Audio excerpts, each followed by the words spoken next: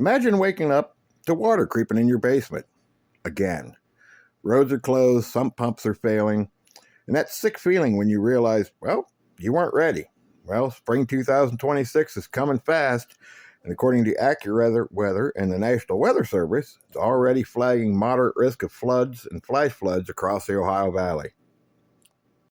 We've already had a big snowmelt that has already stressed out the streams and the rivers, and we have heavier than average rains that could hit hard this year, especially right here in northeast Ohio. Last year's surprises cost people thousands. This year it doesn't have to, so stick with me as I break down the real risks to our area, your step-by-step checklist, and the mistakes that most people make that turn a bad storm into a disaster. So if you're in the Ohio Valley, hey, this could save you big. So grab a notepad and let's get into it. Welcome back to Ohio Valley Prepping, and today we're talking about something that's got everybody talking in 2026. Spring flood risk hitting the Ohio Valley, especially right here. So if you're thinking, hey, this is the year we get slammed again, well, you're not alone. AccuWeather and the National Weather Service are already warning about moderate flood chances from snowmelt and heavier rains coming this spring.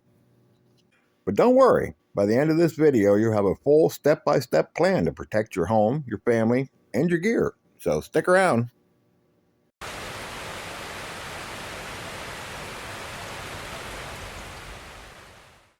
So first off, let's set the stage with the 2026 forecast. Why should you care? Well, because knowledge is your first line of defense. According to the latest from AccuWeather, we're looking at a wetter than average spring across the Midwest, with the Ohio Valley right in the crosshairs. Of course, we had all the snow that melted earlier. Remember those lake effect dumps in Cleveland? That all flows south. The National Weather Service is calling for normal to slightly elevated flood risks along rivers like the Cuyahoga and the Ohio and the smaller tributaries. Urban areas are vulnerable to flash flooding from heavy downpours and overwhelming storm drains. Think about last year's events. Y'all remember that? Parts of northeast Ohio saw over 4 inches of rain in an hour. That led to road closures and a lot of basements full of water. But there is some good news. Forecasters say it's not a catastrophic outlook. Like some years, it's more like a be vigilant. So question for you guys. Have you looked at your local flood map yet? If not, go check it out. FEMA's floodsmart.gov has an easy tool.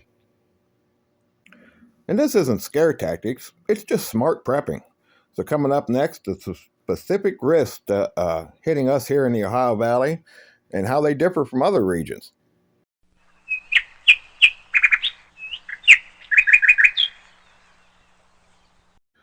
All right, let's zoom in on the Ohio-specific risks. The Ohio Valley isn't like the Midwest. It's not flat or like the coastal areas.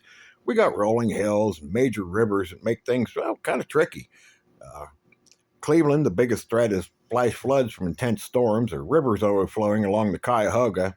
Yeah, the one that famously caught fire back in the day. Well, now it's just a flood beast.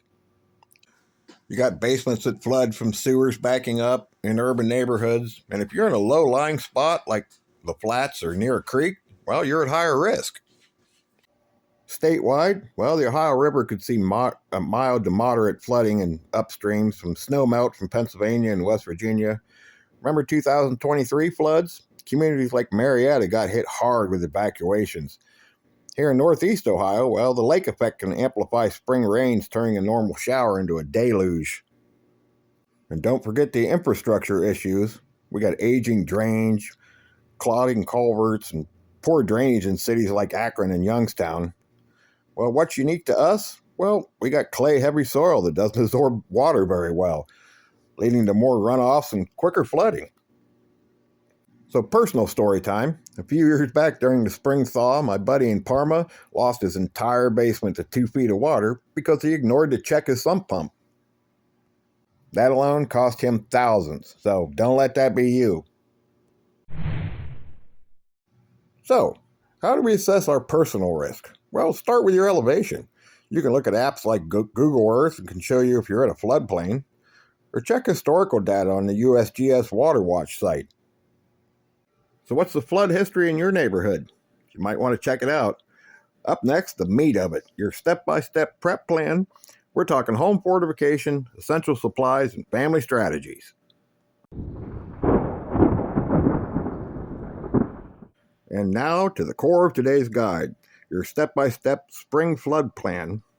And we'll break this down into phases so it's easier to follow. Step 1, fortify your home's exterior.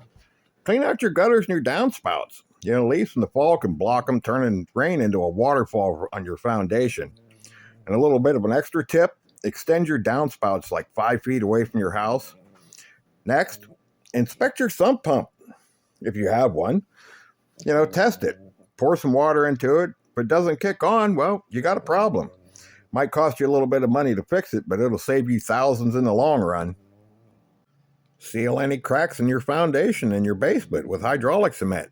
This stuff's pretty cheap at the hardware store. Also, trim overhang branches that could fall in a storm. And if you're in a high-risk zone, consider some sandbags. In some counties, you can get sandbags for free. And if not, hey, you can always make some DIY versions using some trash bags and some dirt. Phase 2. Make sure you got the necessary supplies on hand. Water's king. And in a flood, your water can get contaminated real quick. So make sure you got at least, bare minimum, 1 gallon per person per day for at least a week. Have non-perishable food on hand because you may not be able to get to the grocery store for a while. Make sure you're rotating them in and out so there's no waste. You're also going to need flashlights, batteries, and, well, battery-powered radio helps. NOAA weather radios are gold. Also, make sure you got meds, first aid, and any important documents you may want in some kind of waterproof container. And hey, don't forget about pet food. If you got fur babies, you got to keep them safe too. And you don't have to spend a lot of money on supplies. A lot of this stuff comes from the dollar store. Tarps and duct tape, things like that. Phase 3, have an evacuation plan. Know your flood zones. Use the FEMA map. Designate routes through higher ground and practice this with your family. Have your go bag already. Make sure you got clothes, cash, chargers, whatever you think you might need. Copies of your ID. If you have a big family, assign roles. Make sure you know who grabs what. Have a communication plan and some radios.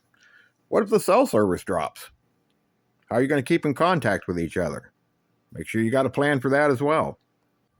Also, you better check your insurance. Some standard homeowner policy doesn't cover floods, so make sure you got that covered. The most common pitfall during a flood is waiting too long to evacuate. We've all seen this on the news, people trapped on top of their houses and that because they didn't go when they had a chance. Remember, turn around, don't drown. Even 6 inches of moving water can sweep you away. So I got a question for y'all. You got your go bag ready? I hope so. Hey, up next, we're going to cover some mistake scenarios.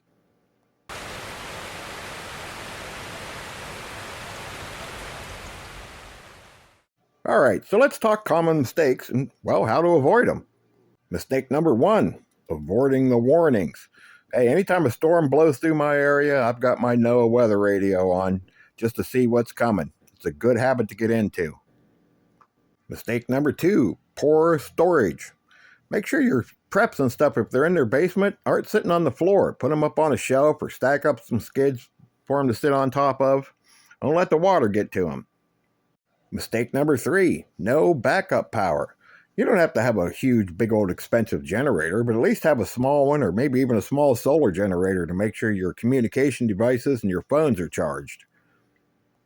Mistake number 4, forgetting about your community. Hey, join a local prep group on Facebook or make sure you got a plan with your neighbors. They can help with sandbags and things like that. Help each other out. Mistake number 5, over-relying on the government. Yeah, they might come eventually, but ask the people who got hit by Hurricane Helene how that worked out for them.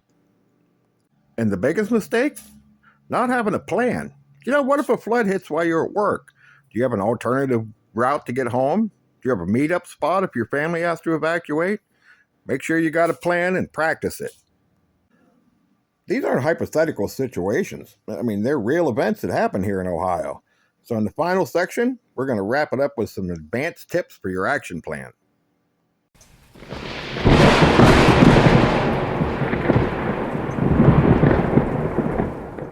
So here's some advanced tips. You can buy a smart water sensor that sends an alert to your phone if there's water leaking into your basement.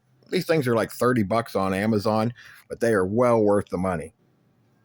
Make sure your gutters are in good shape, not leaking or not broken. We had a lot of snow this winter, and a lot of it turned to ice later on when it started to melt, so make sure everything's still in good working order. Organize a plan with your neighbors in case of a flood. Also, know your city resources, like where you can get free sandbags, or even if you can. So here's your action plan for this week. Check your sump pump and check your gutters. Next week, make sure you got that go bag all packed and ready to go. And by April, run some family drills. Remember, guys, prepping isn't about fear, it's about empowerment. So hey, if this helped, hit all the buttons, do all the things. It really helps. Drop any questions you might have down in the comment section, and I'll answer them on my next live stream. Hey, remember, don't wait for SHTF, because it's not going to wait for you. This has been Ohio Valley Prepping. We'll see y'all on the next one.